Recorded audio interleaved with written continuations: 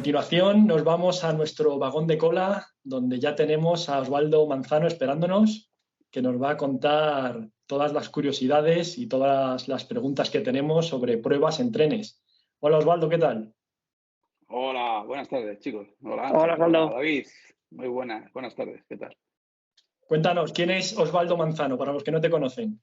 Bueno, pues para un montón de gente que no me conoce y que me conocerán a partir de ahora. Y con esto, pues me llamo Osvaldo Manzano, soy de Madrid, soy ingeniero técnico industrial en especialidad de electricidad y máquinas eléctricas.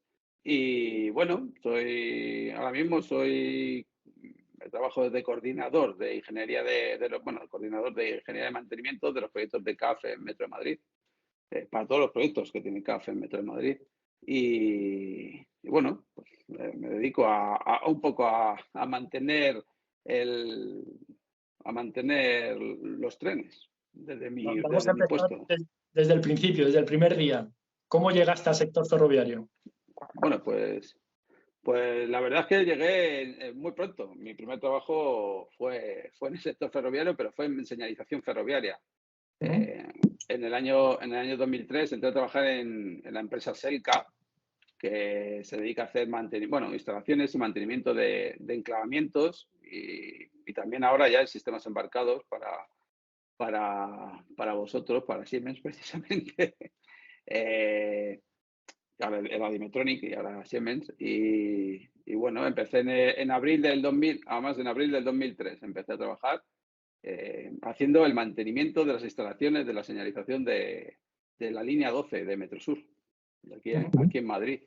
Que de hecho empecé a trabajar y todavía no estaba inaugurado. Iba en tren, pero en los trenes de pruebas. Accedía al metro a través del metro, pero los trenes que hacían pruebas. Tuve la oportunidad de viajar mientras los trenes hacían las circulaciones comerciales de simulación. Y bueno, ahí estuve, en Selca al principio empecé a trabajar fines de semana nada más, por tema de que estaba terminando el proyecto y luego ya empecé de manera diaria turnos como un técnico más y bueno, pues un trabajo muy interesante de otra manera de ser, empezando desde, pues eso, de oficial de tercera, empecé además. Cuando empecé no estaba titulado, empecé de oficial de tercera. Y desde entonces hasta hoy, ¿cuál ha sido tu trayectoria profesional? Pues la verdad es que ha sido variada, ¿eh? O sea, ahí estuve 2 años y medio en Selca. Luego pasé a una empresa de mantenimiento, pero de mantenimiento de instalaciones fijas, por así decirlo. Pasé a Ferroser. Trabajé como gestor de contratos de mantenimiento integral de instalaciones. Por ejemplo, pues llevando el Parque Juan Carlos I, aquí en Madrid, y las instalaciones también de la cárcel de Ontígola, por ejemplo, que es Madrid 6, que está cerca de Aranjuez, para que no lo sepa. Y bueno, pues luego decidí que eso no me gustaba, ese comienzo laboral no me estaba gustando mucho y bueno, como de las carreras, como todo el mundo sabe, no sales muy preparado en lo que estudias realmente, pues empecé a trabajar en una empresa de proyectos eléctricos, una empresa que se dedicaba a hacer, pues al final lo que hacíamos era proyectos para constructoras grandes, les hacíamos las instalaciones eléctricas y así.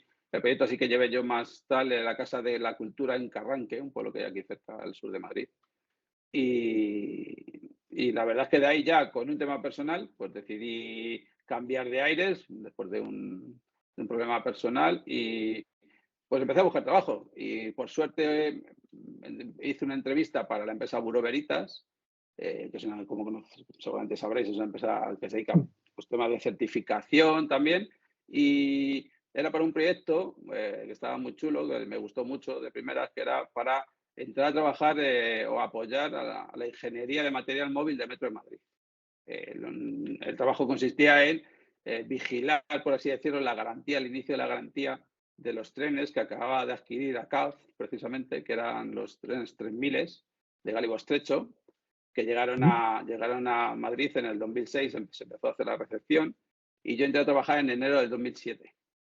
Y bueno, el trabajo era a turnos, la verdad que trabajaba de noches, decidí trabajar noches y mañanas, éramos 3 personas, Y bueno, el trabajo consistía pues un poco en ver las averías que había a diario. Eso, pues como contaba el otro día en el otro podcast que habéis escuchado, pues Juan Luis, nos dedicamos a ver qué averías habían entrado, qué le pasaba, qué modificaciones había que hacer, en qué trenes se estaban implantando esas modificaciones. Pues bueno, vigilando un poco la garantía para ingeniería de material móvil, haciendo cálculos de disponibilidad. El trabajo era chulo también. Lo que pasa es que no podías tocar los trenes.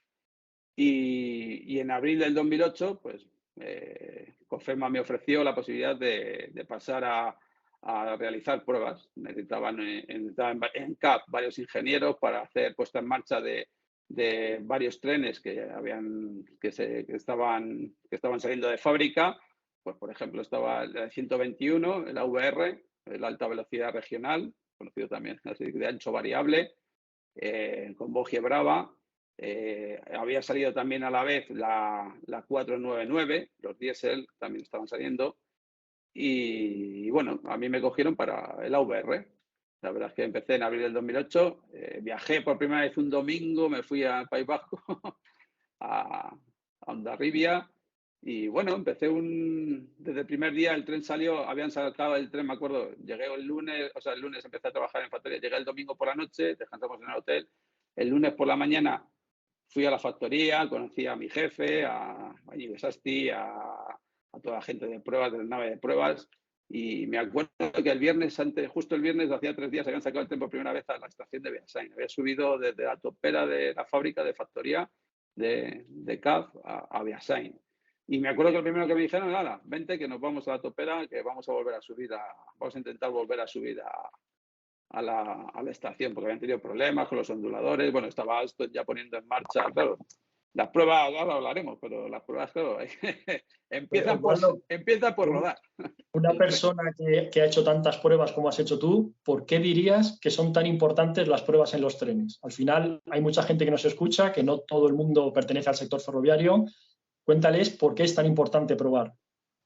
Pues es importante probar probar todas las cómo se hablan unos equipos con otros, cómo está el sistema creado para ver que no hay ningún problema, ningún riesgo para el tren en primer lugar y para las personas, claro, como lo más importante que hay que proteger. Y entonces, que los trenes, en este caso, o las pruebas de cualquier cosa vayan bien, es muy importante para que tú no tengas ninguna sorpresa a la hora del funcionamiento normal, en circunstancias normales, el tren no haga, o lo que vayas a probar, no hagan algo que no está, para lo que no estaba creado. Realmente. Exacto, yo creo que esa es la clave. Al final hay que asegurar que funciona como se espera que tiene que funcionar. Eso es, que no vas a tener ninguna sorpresa. Sí, si entramos en los tipos de prueba que se pueden hacer, podríamos tener estáticas y dinámicas, sería una clasificación, ¿no? ¿Nos puedes contar un poco cuál es la diferencia y qué se prueba en cada una de ellas? Eso es, sí.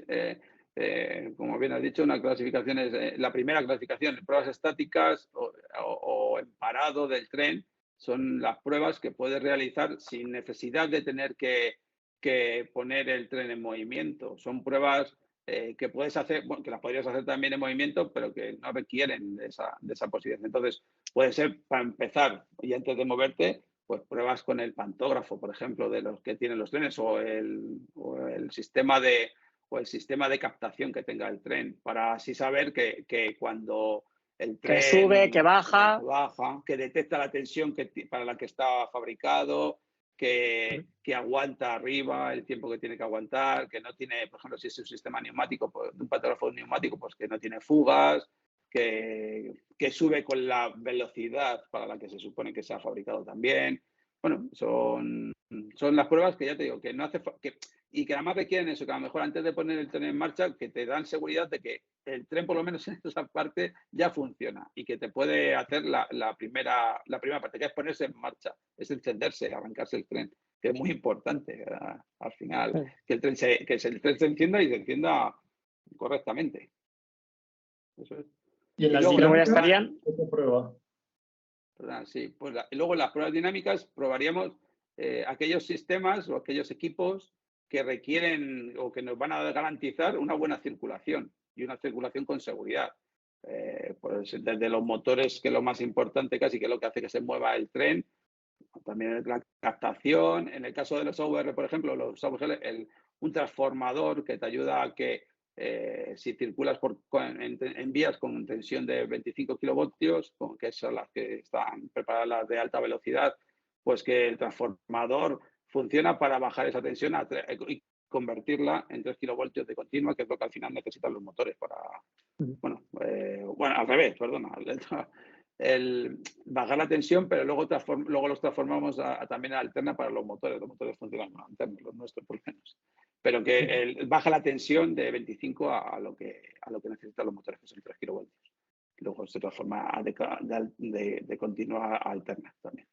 Eso es ya te digo, desde los onduladores de los motores hasta, por ejemplo, eso es un sistema de señalización o un registrador, como puede ser un registrador jurídico, como el que tenían los trenes AVR, por ejemplo, que no solo llevábamos un registrador de eventos, sino también un registrador jurídico que al final con el que una caja negra con la que puedes al final analizar en caso de accidente, puedes analizar las circunstancias de dicho accidente.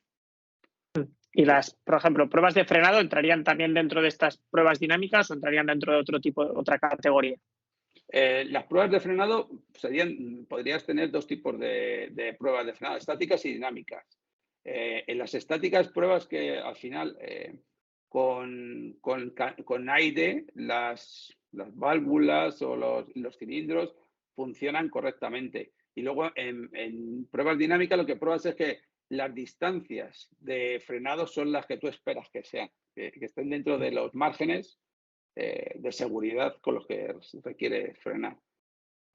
Para que os hagáis una idea, los trenes, yo recuerdo un tren de emergencia, un VR a 250 kilómetros por hora, tarda en frenar 2 kilómetros. Que no hablamos de frenar en 100 metros. Entonces esas distancias, esas pruebas en estático, pruebas en los cilindros... Para la gente que no ha estado subida en un tren, en la cabina, viéndolo, no es consciente de la distancia que necesita un tren debido a su masa y a la velocidad que lleva para poder frenar. La inercia, eso es, la inercia.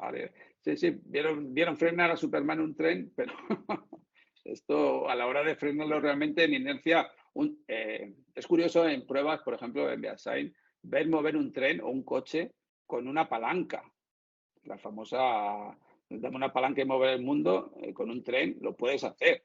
Ahora, tienes que saber pararlo también con esa misma palanca, porque cuando coge inercia, ya no lo paras, o sea, no frenas el tren. Es súper curioso y ya te digo, eso de ver que el tren tarda 2 kilómetros en parar parece mentira, pero se pasa en segundos, claro, tampoco es una distancia, ¿sabes? En segundos, con esa velocidad. Pero es curioso, a la gente le dice 2 kilómetros en parar un tren en emergencia y dice, ostras, esto es mucha distancia. Pero claro, a ver, hay que frenar esa masa, esos montón de toneladas en movimiento. Es impresionante lo que consiguen los ingenieros, la gente lista, no yo, pero la gente lista que luego fabrica y yo solo me dedicaba a probarlo. Es súper curioso. Y otra clasificación son pruebas serie o pruebas tipo. ¿Qué diferencia hay?